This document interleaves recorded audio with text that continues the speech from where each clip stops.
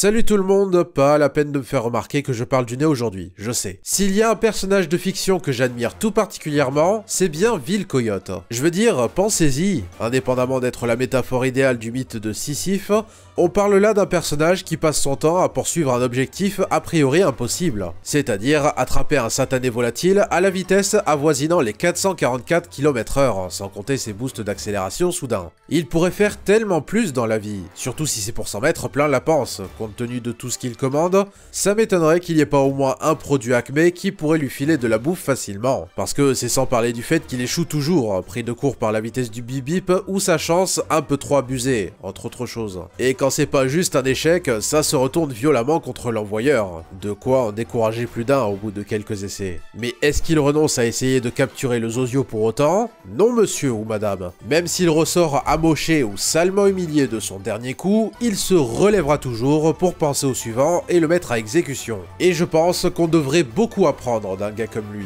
Imaginez la détermination du canidé pour continuer à poursuivre cet objectif a priori impossible même au bout de 500 échecs. Si on avait tous ne serait-ce qu'un fragment de son niveau sur ce terrain, on atteindrait tous éventuellement nos objectifs de vie qui nous paraissent tout autant impossibles, mais pour autant moins que la poursuite d'une volaille supersonique. Ce qui prend même une tournure assez méta avec le cas du film dont il est la vedette, Coyote vs Acme. Ça se voit que l'équipe en charge s'identifie au personnage, après s'être heurté contre le mur de l'annulation par Warner pour économiser sur les taxes, même après complétion du film. Une des décisions géniales de David Zaslav pour sauver Warner Bros.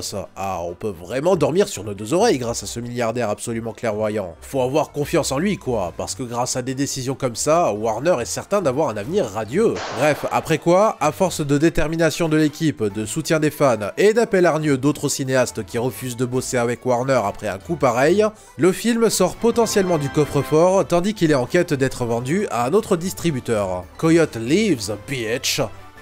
Désolé, je sais pas ce qui m'a pris. C'est une chose de se relever d'une chute cartoonesque, mais c'en est une autre d'échapper à la suppression permanente. Moralité les enfants, soyez comme Will Coyote. Enfin, peut-être pas à 100% non plus. Car Coyote n'est pas un personnage sans défaut. Et au risque de froisser son ego massif, ce qui est assez contestable chez lui, c'est son statut auto-attribué de super génie. Il est clair que Coyote est un gars très créatif et jamais à court d'idées, très doué en art manuel, pouvant tourner un tas d'ordures en une machine plus ou moins fonctionnelle, ça y a pas de problème. Mais pour des plans qui ont du sens, bah peut-être qu'à force de venir avec une petite dizaine par cartoon, des fois ça lui échappe involontairement. Il le dit lui-même après tout. Well, even a genius can have an off day. La pièce à conviction, c'est cette vidéo où nous allons évoquer 10 de ces plans les plus nuls jamais croqués sur papier bleu. Et je tiens à marquer la distinction au plus vite. Je ne prends pas en considération les plans qui avaient éventuellement une chance de réussir, mais qui échouent à cause d'un problème de timing, des facultés abusées du bip bip, d'un défaut de conception dans le produit utilisé, des lieux alentours dans une moindre mesure, d'un caprice des lois de la physique et d'une énorme malchance. Je ne prends en considération que les plans qui n'avaient juste aucune chance de marcher, tant ils sont alambiqués, suicidaires ou juste dépourvus de sens. Et on va piocher dans les productions Looney Tunes officielles bien sûr. Ça comprend les cartoons classiques de Chuck Jones et ce produit à la fin de sa carrière, contre Bip Bip et contre Bugs Bunny, ce désastreux de Rudy Lariva, les films, Looney Tunes Show, New Looney Tunes et Looney Tunes Cartoon, ainsi que quelques dérivés comme les cartoons 3D de ReelFX. Voyons donc les occasions où Coyote ne pouvait pas s'en prendre à sa malchance ou à Acme, mais bel et bien à lui-même et à lui-même seulement. Numéro 10, la tenue ultra rebondissante. Dans Clippity Clobird, un joli témoin de l'insipidité absolue des cartoons de Rudy Lariva,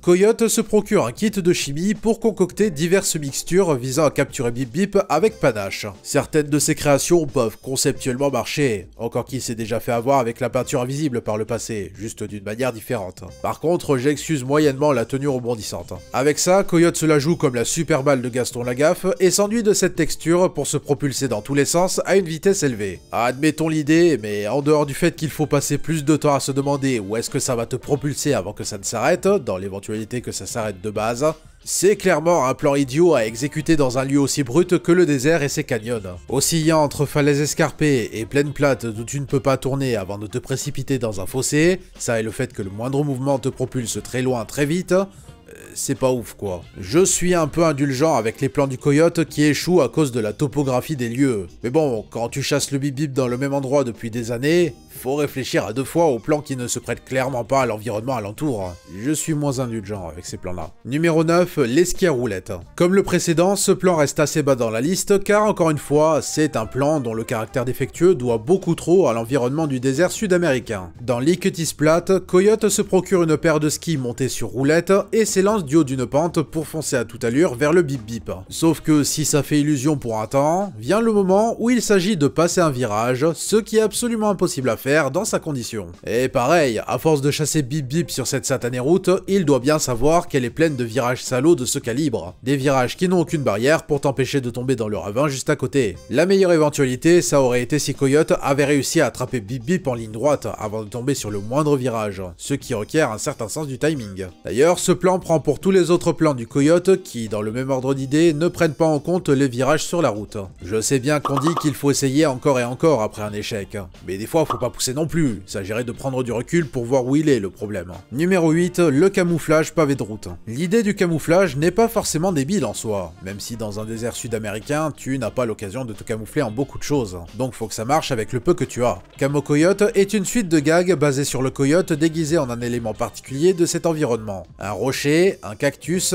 et dans une dernière tentative désespérée, un morceau de route. Et là, pareil, à force de se prendre des camions dans la gueule, Coyote devrait savoir que la route de son désert n'est pas aussi déserte que l'environnement le sous-entend. Surtout quand il se met sur une route en travaux pour au final se faire enfoncer dans l'asphalte par un finisseur. Et même en occultant ses problèmes à 4 roues, la nouvelle posture du Coyote complique ses possibilités de se lever de son trou et de bouger suffisamment ses bras pour attraper le Bip-Bip. Dans le genre se mettre volontairement un boulet au pied, on est pas mal. Bref, comme le cartoon l'explique tout seul... Numéro 7, les graines à secousse. Je ne pourrais pas nier le fait que c'est un plan original, ça c'est sûr. Mais pour la pertinence, là je sais pas. Le dernier produit utilisé par Coyote dans Hopalong Casualty, celui qui occupe la plus grosse partie du cartoon pour une séquence légendaire, indépendamment de ce que je pense du plan lui-même, c'est des graines à secousse. Comme leur nom l'indique, hypothétiquement, quiconque mange ces graines se voit sujet à une tremblote de tous les diables. C'est particulier comme idée donc, même si personnellement je n'en vois pas l'intérêt, d'autant plus quand c'est infligé à un animal qui va à 450 km/h, ce qui doit causer des tremblements à la vélocité impossible à manier et à gérer quand tu l'as dans tes mains. Ou alors Coyote compte sur l'éventuel épuisement à court terme juste après la session de tremblement pour saisir sa chance. Bon, admettons.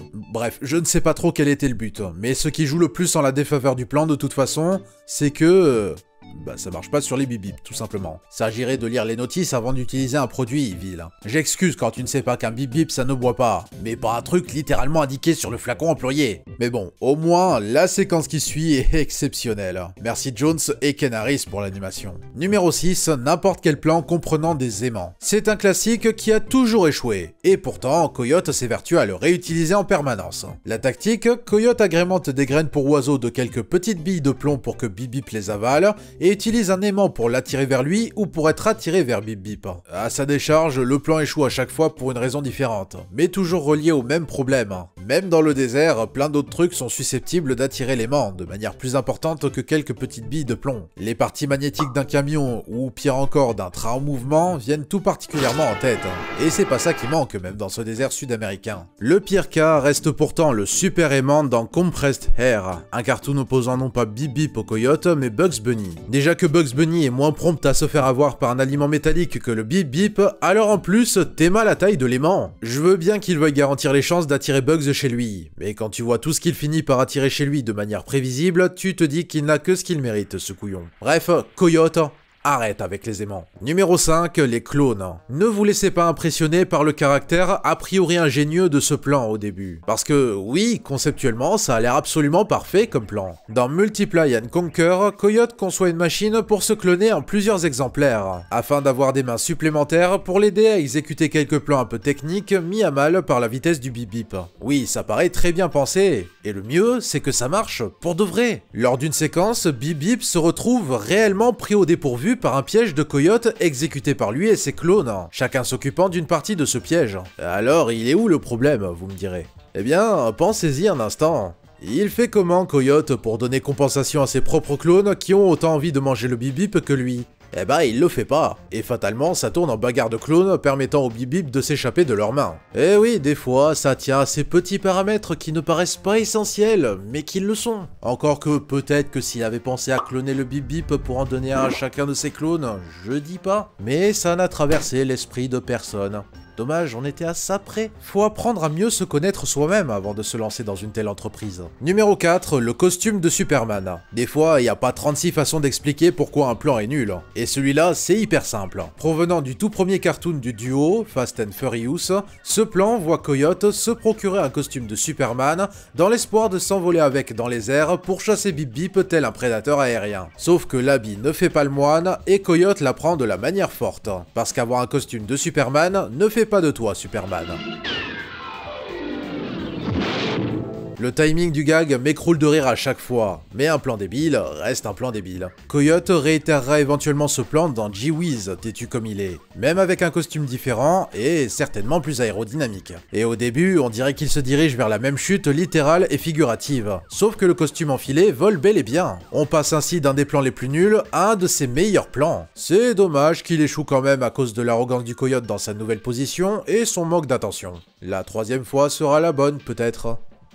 Ah bah non, peut-être pas en fait. Numéro 3, le jet d'enclume depuis une planche de bois. Des fois, je me demande si Coyote est tellement habitué à ce que les lois de la gravité la lui mettent à l'envers qu'il essaye d'anticiper le coup en jouant la carte du mind trick. C'est la seule raison qui permettrait d'expliquer ce plan absolument débile provenant de Zoom and Board. Bon, en fait, c'est surtout un paramètre de ce plan qui est absolument débile. Parce que la base n'est pas plus débile que celle d'un autre plan. C'est le vieux coup du Coyote qui veut balancer une enclume sur la tête du Bip-Bip, tandis que celui-ci est distrait et immobilisé par une dégustation de graines pour oiseaux. Mais là, je suis désolé, mais Coyote, c'est compliqué de te qualifier de super génie quand tu cèdes à des astuces d'amateurs comme le fait de balancer ton enclume depuis une planche en bois aussi ridiculement fine. Tout le monde le prédit, sauf Coyote apparemment, mais le poids de l'enclume fait céder la planche à peine se pose-t-il dessus, et la chute est pour sa propre pomme. Le pire, c'est que Coyote a déjà exécuté ce plan par le passé, même si cette fois depuis un fil de fer. Le résultat est différent de ce à quoi on pouvait s'attendre, et honnêtement pas réaliste. C'est pourquoi j'ai préféré venir avec cette variante-là. Un des quelques gags de la franchise où la physique s'applique de manière réaliste pour le plus grand des plaisirs du Coyote.